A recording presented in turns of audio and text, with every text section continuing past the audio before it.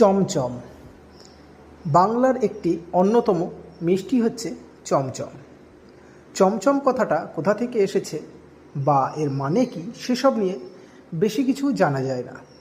শুধু এতটুকু জানা যায় যে দশরথ গৌড় নামে এক হালুইকর টাঙ্গাইল শহরের থেকে একটু দূরে পোড়াবাড়ি নামে এক ছোট্ট জায়গায় প্রথম চমচম তৈরি করেন। সে আজ থেকে প্রায় 200 বছর আগেকার কথা। তারপর নদীর ধারের ওই ছোট্ট গ্রাম থেকে চমচমের খ্যাতি ছড়িয়ে পড়ে মুর্শিদাবাদ হয়ে গোটা বাংলায়। পশ্চিমবঙ্গের মধ্যে মুর্শিদাবাদের চমচম বেশ নামকরা। এই চমচম তৈরির জন্য ছানার সঙ্গে ময়দা, সুজি ও চিনি দিয়ে খুব মিহি করে মেখে নিয়ে তার থেকে লেচি কেটে লম্বা বা গোল গোল চমচমের আকৃতি দিয়ে সেই মণ্ডকে চিনির রসে ডুবিয়ে অনেকক্ষণ ধরে ভাজতে হয়। কয়েক ঘন্টা ধরে ফোটানোর পর যখন রসের উত্তাপে মিষ্টিগুলো গাঢ় লাল রঙের হয়ে যায় তখন তাদের নামিয়ে নেওয়া হয়। এই চমচম অনেকের কাছেই অতি প্রিয় মিষ্টি।